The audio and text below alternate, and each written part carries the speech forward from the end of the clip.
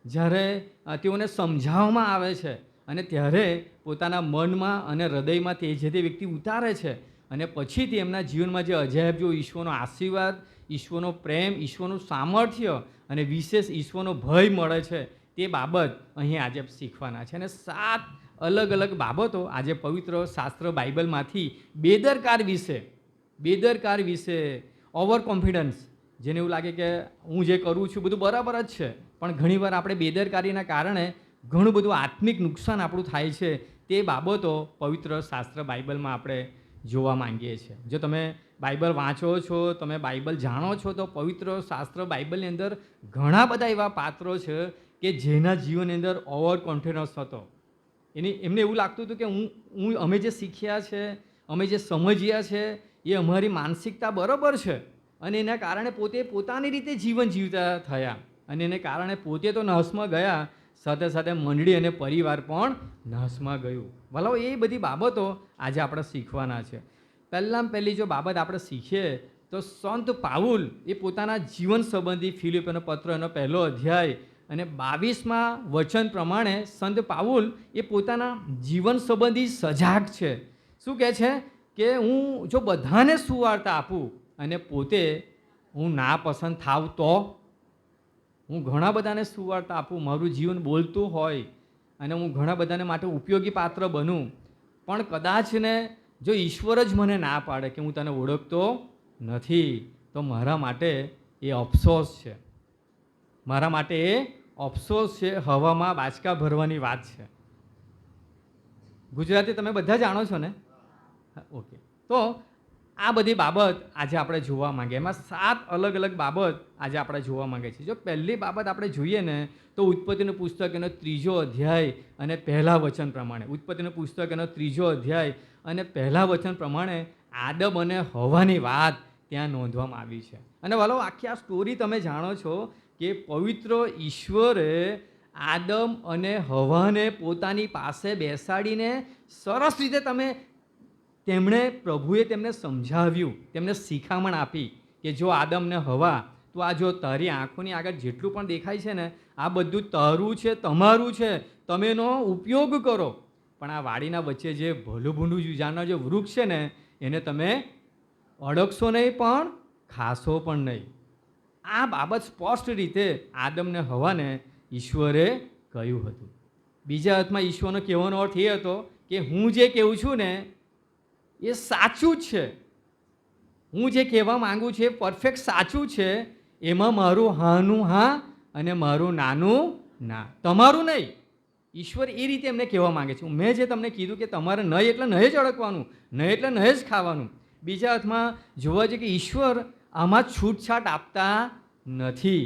ત્રીજી બાબત આપણે સમજીએ તો ઈશ્વર અહીંયા સમાધાન પણ કરતા નથી, એ રીતે બી એમને સમજાવતા નથી, એ રીતે આગામી ચેતવણી પણ આપતા નથી કે કઈ વાંધો, જો અડકી જવાય કે ખાઈ જવાય ને તો કંઈ નહીં, મારી પાસે પાછા આવી જજો.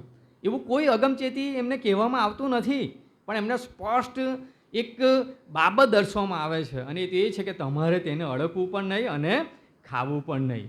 આ બેદરકારી જીવનની અંદર કેટલે હદ સુધી કામ કરે છે એ હું તમને કહેવા માગું છું. ઘણીવાર આપણને શું લાગે છે કે ઈશ્વર આપણને જે કહેવા માંગે છે, અને ઈશ્વર આપણને ઘણું બધું કહે છે વાલાઓ, રોજબરોજના જીવનની અંદર આપણને ઈશ્વર ઘણું બધું કહે છે કે બેટા, દીકરી, દીકરા, તું આમ કર, તું તેમ કર, ઘણું બધું આપણને કહે છે, પણ સાથે સાથે આપણે આ જીવનની અંદર બેદરકાર બનીએ છીએ. અને તમને ખબર છે એમાં આપણો તો વાંક છે જ, પણ સાથે સાથે આપણે જે બીજો અવાજ સાંભળીએ છીએ ને, બીજો અવાજ, જે થર્ડ વ્યક્તિનો અવાજ, જે થર્ડ પાર્ટીનો અવાજ, એમાં પણ આપણે ઘણી બધી વખત પડી જઈએ છીએ. કઈ રીતે હું તમને સમજાવું. જે માની લો કે કદાચ કોઈ પીળું વસ્તુ હોય ને, એ કંઈ સોનું હોતું નથી. તમને કોઈ કંઈ ડિસ્કાઉન્ટની વાત કરે કે 1 પર 1 ફ્રી હોય, તો તમે શું વિચારો છો? શું મફત આવ્યું છે? ના, એની પાછળ પણ કંઈક મંતવ્ય છે, એની પાસે બી કંઈક ધ્યેય છે. એમ કોઈ આપતું નથી. અને તમે જુઓ કે આ બેદરકારીને કારણે હવે શૈતાન શું કરે છે? આ 3 અધ્યાયની અંદર આપણે જો શૈતાન શું કરે છે, પુરુષ પાસે જતો નથી, પણ ક્યાં આવે છે? સ્ત્રી પાસે. અને સ્ત્રીને શું કહે છે? કંઈક બનાવીને વાત કહે છે કે ઈશ્વરે તમને એટલા માટે ખાવાની ના પાડી કે તમે ઈશ્વર જેવા બની જાઓ, ઈશ્વર જેવા તમે બની જાઓ, હે ને, ઈશ્વર જેવા તમે બની જાઓ. અને તમને ખબર છે દરેક વ્યક્તિના જીવન અંદર એ મોભો હોય છે, એક માનસિકતા હોય છે કે હું બીજા કરતાં વિશેષ થાઉં. હું મારા જીવનની અંદર એવી વિશેષતા આવે કે લોકો મને જોઈને આશ્ચર્ય પામે. જ્યારે હું લોકોની મધ્ય જાઉં ને ત્યારે સોફો પડી જવો જોઈએ, લોકોના નજરની અંદર હું એક ઉપયોગી પાત્ર બનવું જોઈએ. અને આ જ બાબત એ કોઈક અંશે એ હવા અને આદમના જીવનમાં પણ હતી. અને તેથી કરીને આ હવા શું કરે છે, પોતે પણ એ ખાય છે, સાથે પોતાના પતિને પણ ખવડાવે છે. હવે બેદરકારને કારણે એમના જીવનની અંદર જે આધ્યાત્મિક આશીર્વાદો દૂર થઈને જે પતિત અવસ્થામાં તેઓ આવ્યા તો શું તેમણે ગુમાવ્યું? તો પહેલી બાબત છે, તેમણે દેવની પ્રતિમા ગુમાવી. ઈશ્વરે આ આદમને અને હવાને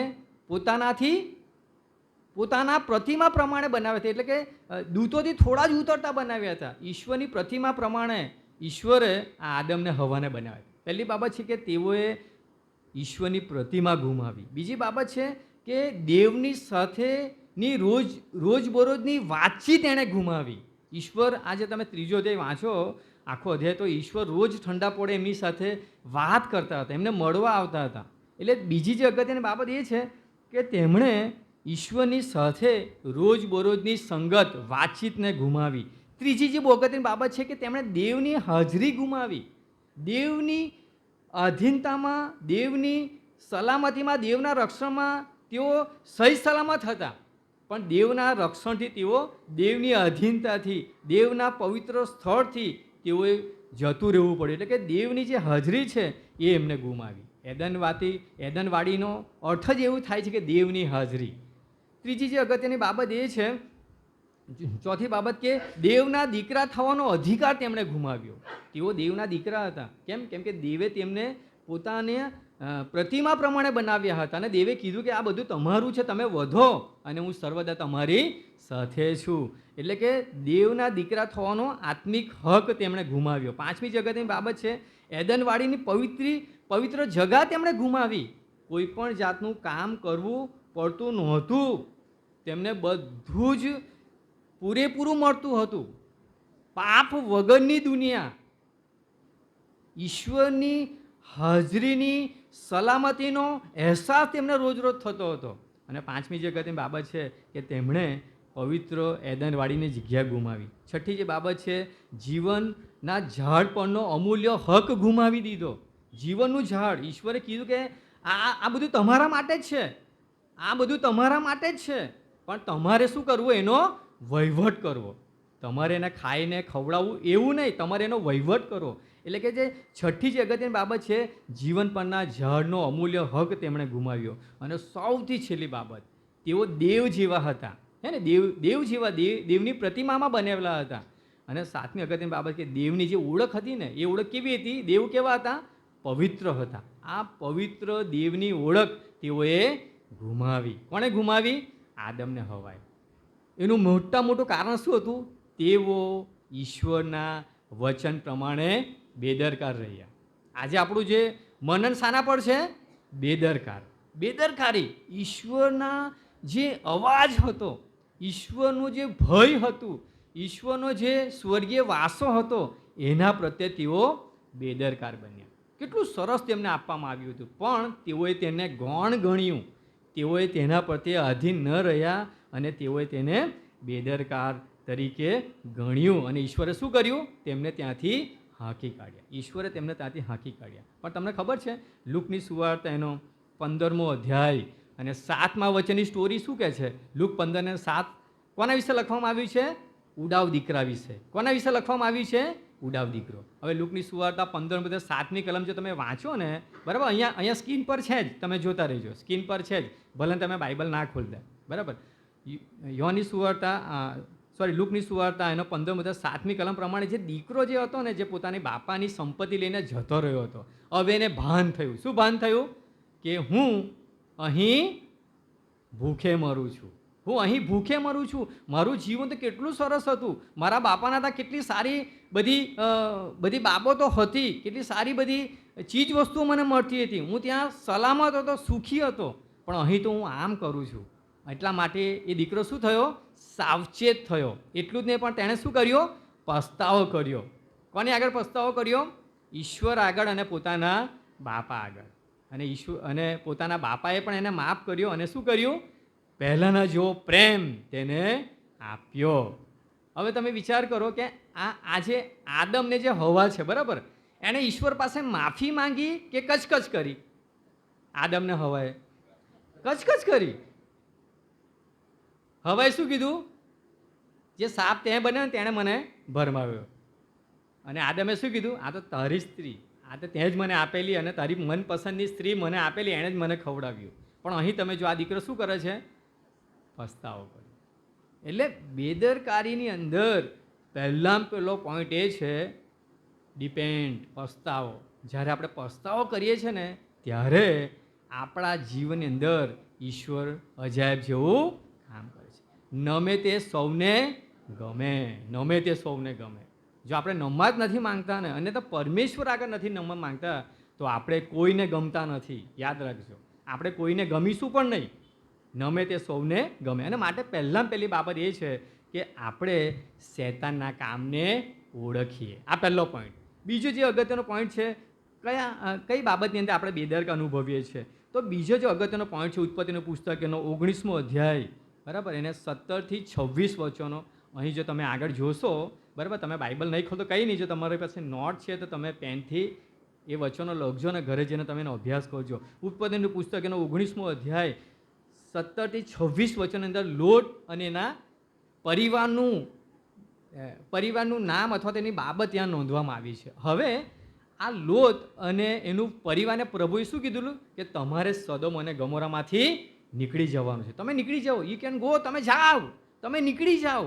ત્યાં તમે સ્પષ્ટ વાંચો, આ 19મા અધ્યાયની અંદર આખો અધ્યાય તમે વાંચો તો પ્રભુએ 3 વાર કહ્યું. કોને કહ્યું? લોતને કહ્યું 3 કે તમે જાઓ, તમે જાઓ, તમે નીકળો, હું નાશ કરવાનો છું. પણ લોત શું કરતો હતો? ધીરજ રાખતો હતો. અને તમને ખબર છે, છેલ્લે તમે વાંચો ને તો દૂતે આ લોતનો હાથ પકડીને સદોમ અને ગમોરામાંથી બહાર કાઢ્યા. દૂતે શું કર્યું? એમના હાથ પકડીને સદોમ અને ગમોરામાંથી બહાર કાઢ્યા. અને પ્રભુએ તેમને કહ્યું, શું કહ્યું? કે પછવાડે તમારે જોવાનું નથી. પછવાડે ના જોતા તમે, કેમ કે પછવાડે શું છે? એ બધું જ નાશવંત વસ્તુ છે. પાછળનું જેટલું પણ છે બધું શું છે? નાશવંત છે. તમારે પછવાડે જોવાનું નથી. તમે જાઓ, અને તમે એની ચિંતા કરતા કે અમે ક્યાં જઈશું.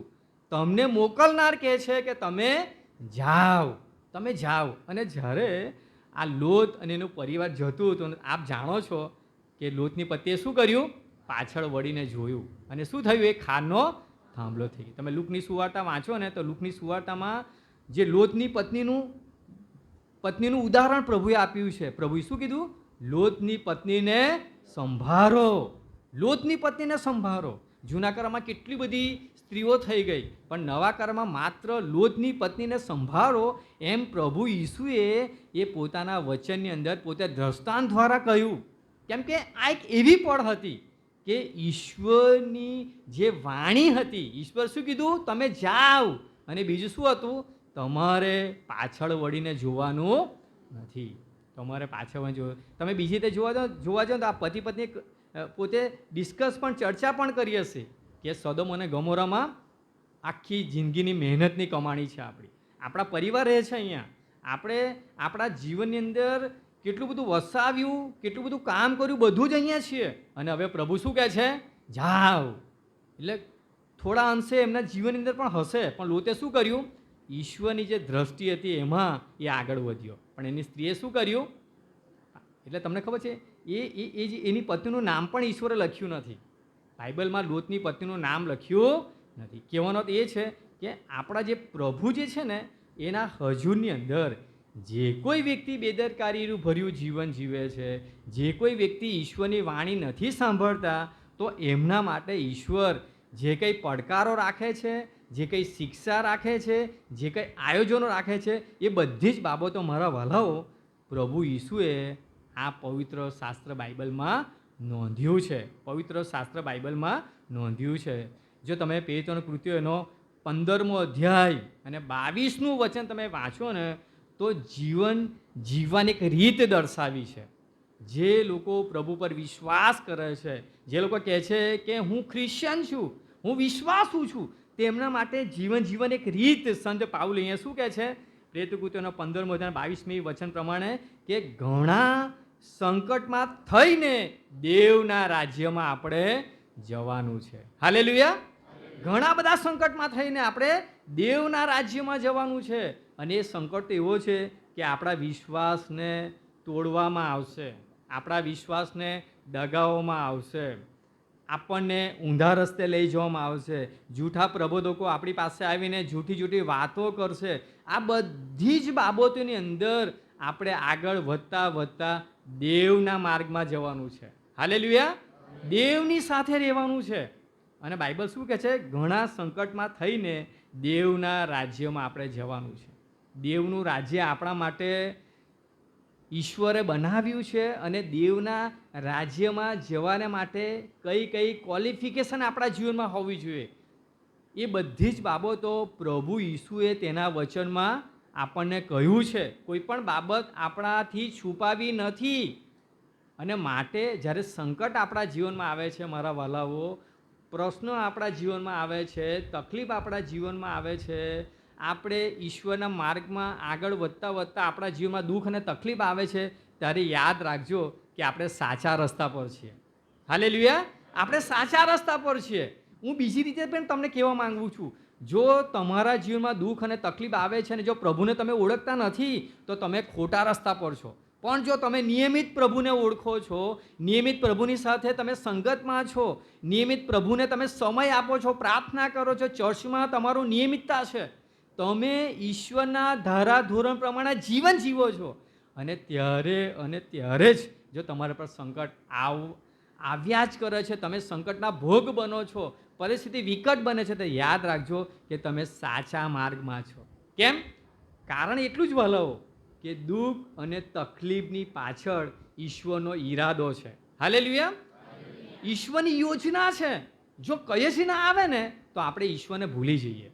યાદ રાખજો, આ કોમન બાબત છે. જો આપણા જીવનમાં કઈ જ બાબતો ના આવે ને તો આપણે ઈશ્વરને ભૂલી જઈએ. અને માટે આપણે ચોક્કસ પ્રમાણે ઈશ્વરના હકની અંદર, ઈશ્વરના ધારાધોરણમાં આપણે જીવન જીવવાની જરૂર છે. જો તમે માથીની સુવાર્તાનો 28મો અધ્યાય અને 20મું વચન તમે વાંચો, બરાબર, તમે વાંચશો ને પણ સ્ક્રીન પર છે જ, તમે ધ્યાનથી એને વાંચજો, બરાબર, એ તમે નોંધી રાખજો. ત્યાં ઘણી બધી બાબત નોંધવામાં આવી છે. તમે જોજો, એક આધ્યાત્મિક જીવનનું ધારાધોરણ ત્યાં નોંધવામાં આવ્યું છે.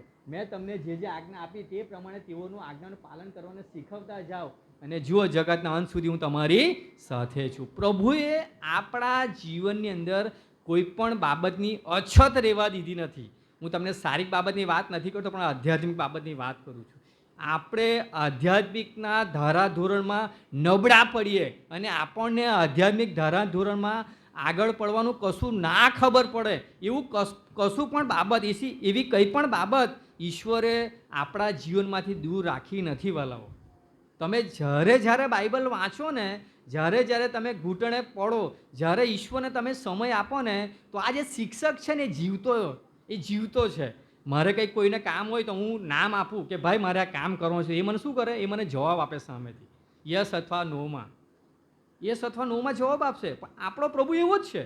જ્યારે આપણું કંઈક કામ હોય, જ્યારે ઈશ્વરના અધીનતામાં આપણે બેસીએ છીએ, જ્યારે ઈશ્વરને આપણે સમય આપીએ છીએ, ત્યારે વલ્લભ એ અચૂક આપણી સાથે વાત કરે છે. આપણે કેવા પણ કેમ ના હોઈએ, આપણે પાપથી ખદાયેલા હોઈએ, આપણે નિરાશામાં હોઈએ, આપણે હતાશામાં હોઈએ, પણ આ ઈશ્વર એવો છે ને કે જેને આપણી સંગત બહુ ગમે છે. કદાચ ને આપણને ઈશ્વરની સંગત ના પણ ગમે, પણ આ ઈશ્વર એવો છે ને કે તમારું ઈશ્વર સાથે બેસવું એ ઈશ્વરને બહુ ગમે છે વાલાઓ, બહુ ગમે છે. અને માટે પ્રભુનું વચન શું કહે છે? યશાના પુસ્તકનો 49મો અધ્યાય અને 17મું વચન જો તમે વાંચો તો ત્યાં ગજબની વાત લખવામાં આવી છે. યશાના પુસ્તક એનો 49મો અધ્યાય અને એનું 16મું વચન શું કહે છે? તને 16 17 જો મેં તને મારી હથેળી પર કોતરી છે અને યવસાનગરના કોટકા નગરને હું સતત સંભાળ્યા કરું છું. ઈશ્વરે આપણી રચના તો કરી, પણ આ 16 અને 17મી કલમની અંદર મારા અને તમારા જીવનની લાક્ષણિકતા દર્શાવી છે કે આપણે કેવા છીએ અને ઈશ્વરનો પ્રેમ કેવો છે. આપણે ભલે ને અધૂરા હોય, આપણે ભલે ને ઈશ્વરથી દૂર ચાલ્યા ગયા હોય, પણ ઈશ્વરે આપણા નામો એ પોતાની હથેળીમાં કોતર્યા છે. હાલેલુયા. ઈશ્વરને બધી જ બાબતો માહિતી છે. આપણી બધી જ માહિતી એમની પાસે છે. ઈશ્વર બધી જ બાબતો જાણે છે વાલાઓ. અને માટે મારે અને તમારે ઈશ્વરની અંદર બની રહેવાનું છે. જો તમે યશાયાનો 16મો આખો અધ્યાય તમે વાંચો ને, તો એની અંદર એક કોમન બાબત આવે છે. એ તો એ છે કે હું તારી સહાય કરીશ, હું તારી સહાય કરીશ.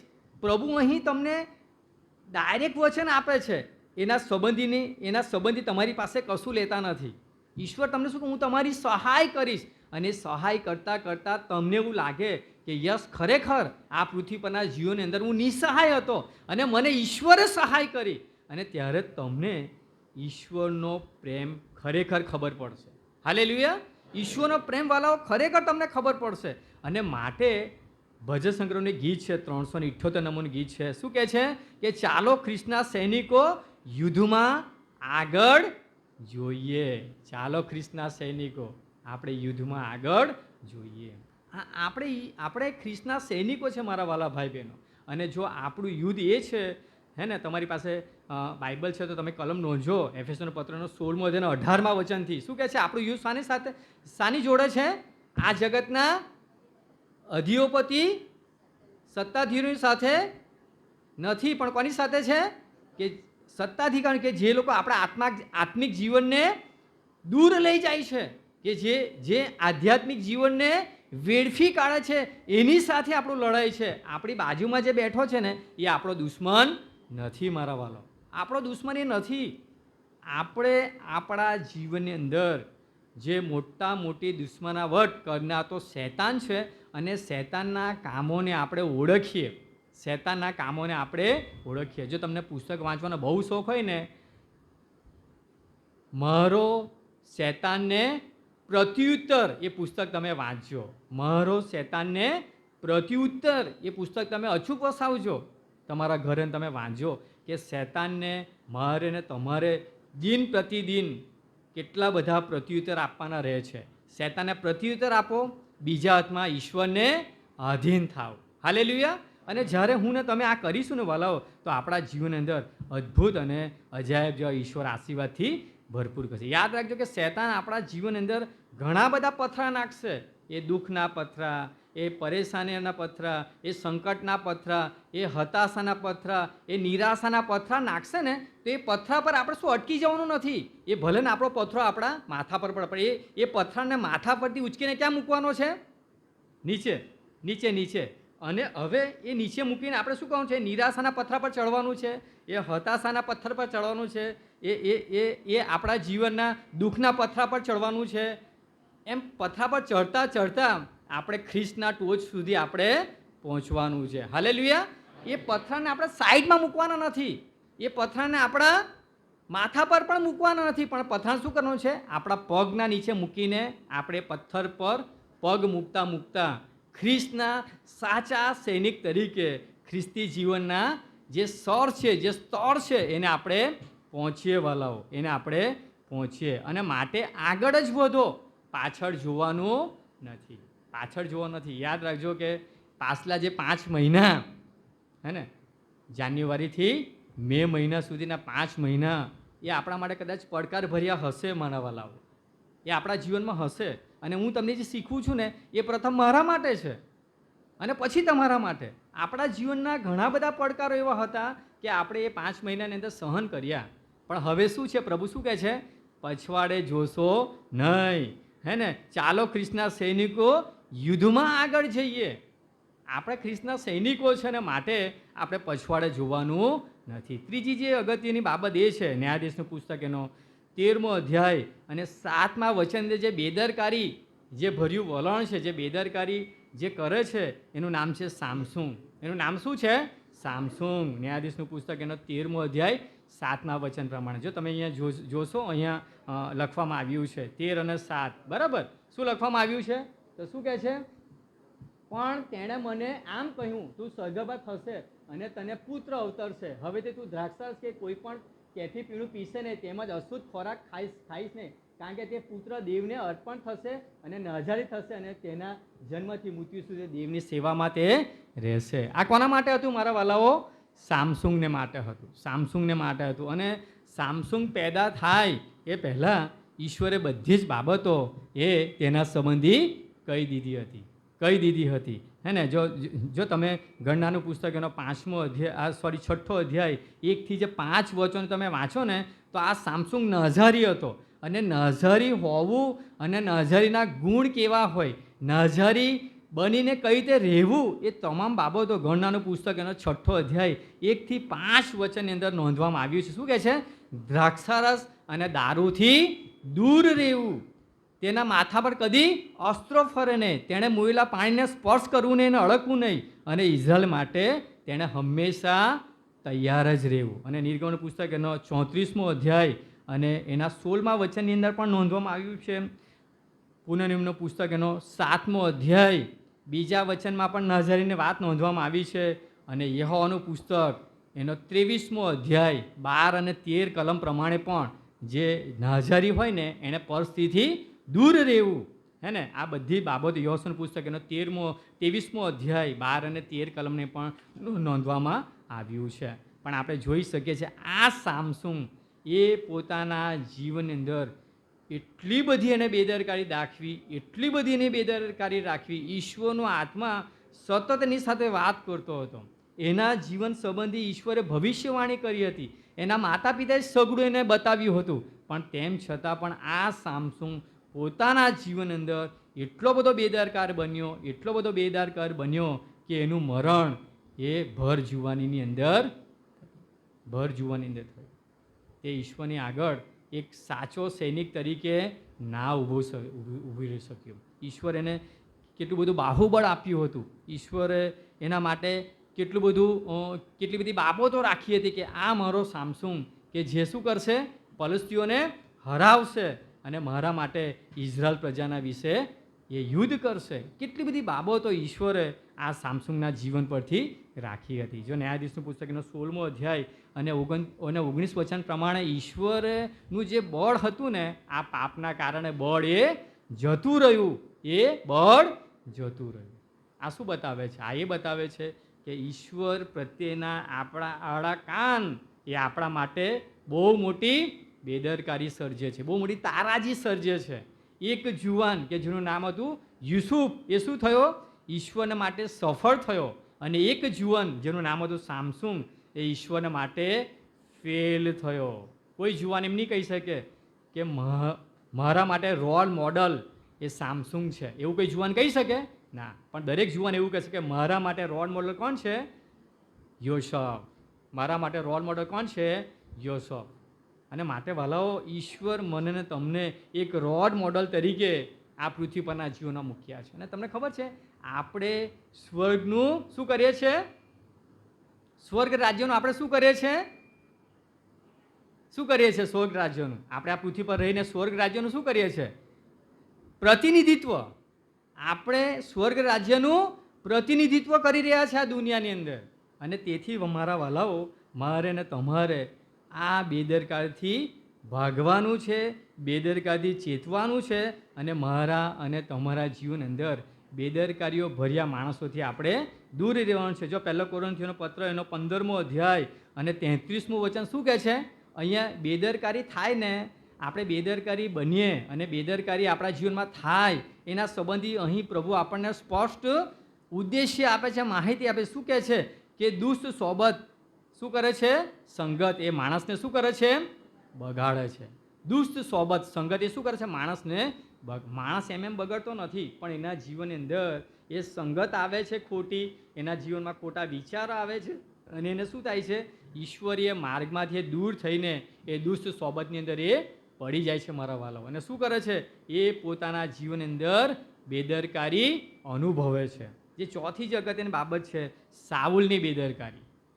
સાઉલની બેદરકારી, હે ને, પહેલો શમૂએલનો પુસ્તક એનો 13મો અધ્યાય 8 થી 15 વચનો તમે વાંચજો ઘરે જઈને. પહેલો શમૂએલનો પુસ્તક એનો 13મો અધ્યાય અને 8 થી 15 વચનોમાં પ્રભુએ એ સાઉલને અભિષેક કર્યો, હે ને. ઇઝરાયલ પ્રજાની માંગણી પ્રમાણે આ સાઉલને અભિષેક કર્યો અને શમૂએલ દ્વારા એને અભિષેક કરવામાં આવ્યો. અને સાથે સાથે એના જીવનની અંદર એ ઈશ્વરની ઘણી બધી યોજના પ્રભુએ મૂકી હતી કે સાઉલ શું કરે? સાઉલ શું કરે? પ્રભુના માર્ગમાં ચાલે, પ્રભુના માર્ગમાં ચાલે. જો તમે આ પહેલો શમૂએલ પુસ્તક એનો 13મો અધ્યાય તમે વાંચો 8 થી 15 કલમની અંદર, તો આ શમૂએલ કે જેણે સાઉલનો અભિષેક કર્યો, બરાબર, હવે આ શમૂએલ દ્વારા સાઉલ કેટલી બધી વાતો ત્યાં કરે છે. અને શમૂએલ હંમેશા તેને સારી બાબતની અંદર એક લીડર તરીકે, એક પાસ્ટર તરીકે, એક આધ્યાત્મિક ગુરુ તરીકે એને બહુ સ્પષ્ટ બાબતો ત્યાં દર્શાવે છે કે તારા જીવનની અંદર ઈશ્વરની અંદર આગળ વધવાનું છે, તારે શું કરવાનું છે. પહેલો શમૂએલ 15 તે શું કહે છે કે સાઉલને કહેવામાં આવ્યો યહોવા તરફથી કે તારે અમાલેકનો પૂરેપૂરો નાશ કરવાનો છે અને ત્યારે મારા લોકોને બચાવી લેવાના છે, તારે મારા લોકોને બચાવી લેવાના છે. પણ આ સાઉલે શું કર્યું? ઈશ્વરની વાણી પ્રત્યે બેદરકાર બન્યો. આ સાઉલ શું કર્યું? ઈશ્વરની વાણી પ્રત્યે બેદરકાર બન્યો. એને દાઉદ પ્રત્યે શું આવ્યું? ઈર્ષાને અદેખાઈ આવી. ઈર્ષાને અદેખાઈ આવી કે આ દાઉદ કે જે ગોવાળિયો એ શું કરે છે? ગોલિયાતને મારી નાખ્યો. એને અદેખાઈ આવી અને એના કારણે એના જીવનની અંદર એ બેદરકારી બન્યો. એણે શું કર્યું? આ ઈશ્વરનો જે અભિષેક હતો દાઉદ, એની પાછળ હાથ ધોઈને પડી ગયો કે હવેથી હું આનું મરણ કરીશ, હવે તું આને મારી નાખીશ. પણ જો તમે શમૂએલ પુસ્તકનો અભ્યાસ કરો તો ઈશ્વરનો દાસ કે જે દાઉદ, એણે શું કર્યો? સાઉલને ક્યારે પણ એના હાથમાં ઘણી બધી વખત એવી તક આવી, પણ એણે આ સાઉલને જીવતો રાખ્યો. એણે ક્યારે પણ એના પર હાથ ના ઉગામ્યો, કેમ કે દેવનો અભિષેક હતો મારા વાલાઓ.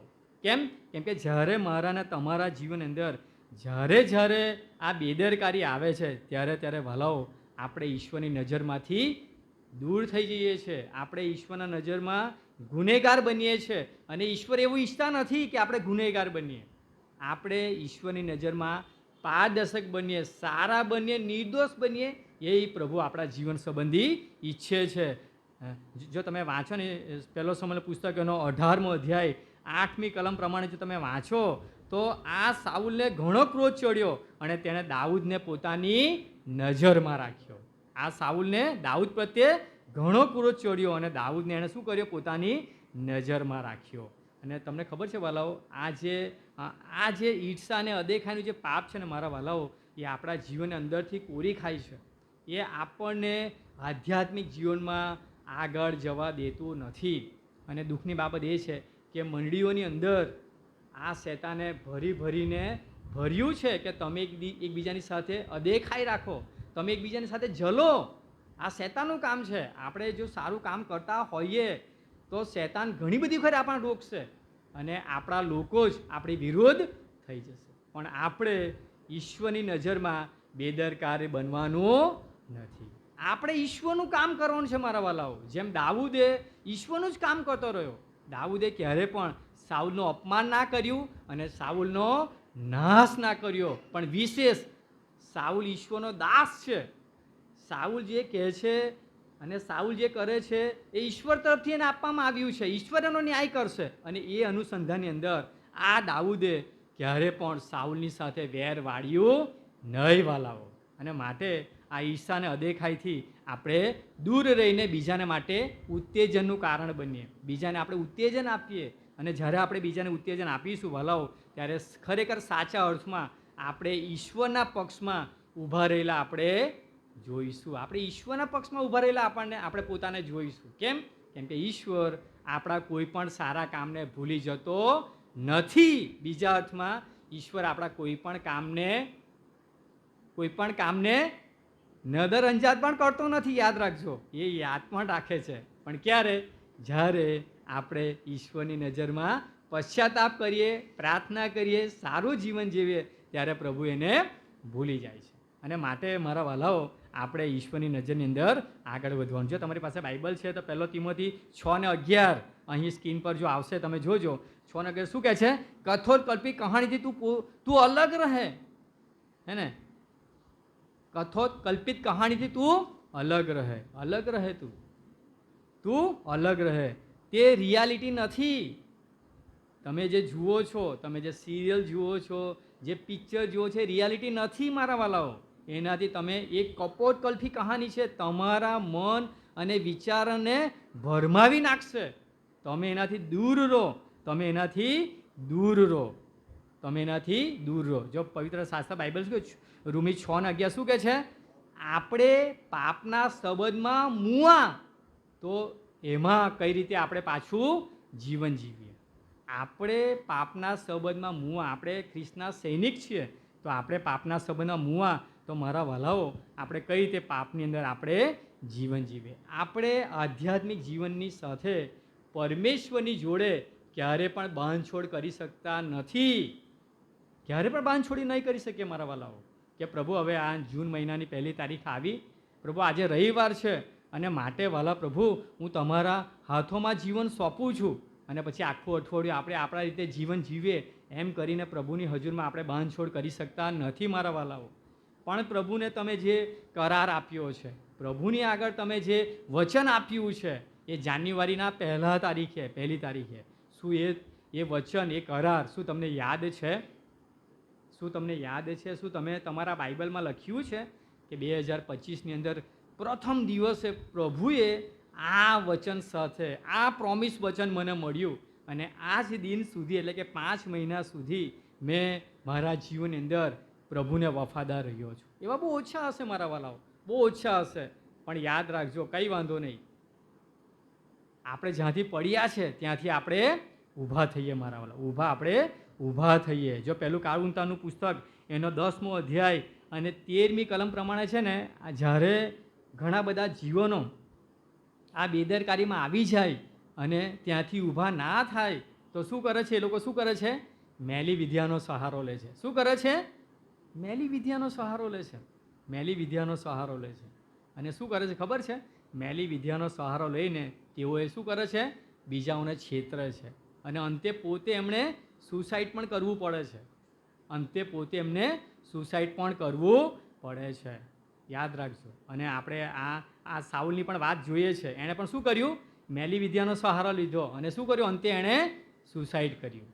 શું કર્યું? અંતે એણે સુસાઇડ કર્યું. ઈશ્વરે એના જીવનને માટે કેટલા બધા આશીર્વાદો રાખી મૂક્યા હતા. ઈશ્વર એને ટોચ લેવલ પર જોવા માંગતા હતા, પણ એણે શું કર્યું? મેલી વિદ્યાનો સહારો લીધો અને અંતે શું કર્યું?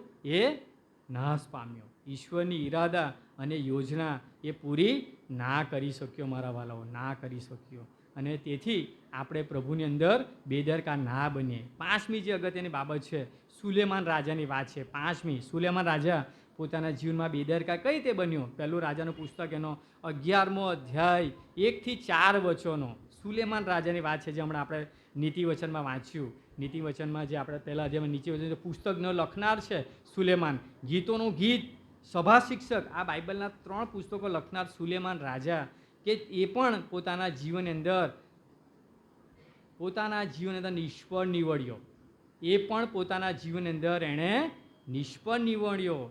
એ પણ ઈશ્વરે એના જીવનને માટે જે ઈચ્છા, યોજના, જે ધારાધોરણ રાખ્યું હતું એમાં તે નિષ્ફળ નીવડ્યો. હે ને? એણે ઈશ્વરના માટે ભવ્ય મંદિરનું તો બાંધકામ કર્યું જ, પણ સાથે સાથે ઈશ્વરના જે ધારાધોરણની અંદર એ જીવન જીવ્યો નહીં. એણે ઈશ્વરનું જ્ઞાન તો માંગ્યું જ.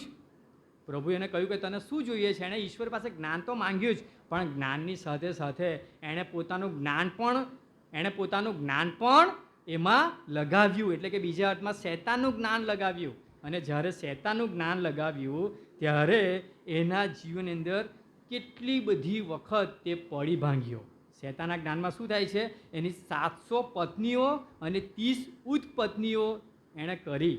આ શૈતાનિક જ્ઞાન છે. ઈશ્વરે આ પત્ની કરવાના માટે એને સ્વર્ગીય જ્ઞાન નહોતું આપ્યું, પણ શાના માટે આપ્યું હતું? કે યરૂશાલેમનો યોગ્ય તું વહીવટ કર, યરૂશાલેમ લોકોનો વહીવટ કર. તારી પાસે જે જ્ઞાન છે, એ જ્ઞાન, જે ટેલેન્ટ છે, એ તું લોકોની પાસે વહીવટ કર અને લોકોને તું સારા જ્ઞાનથી સારા લોક બનાવ.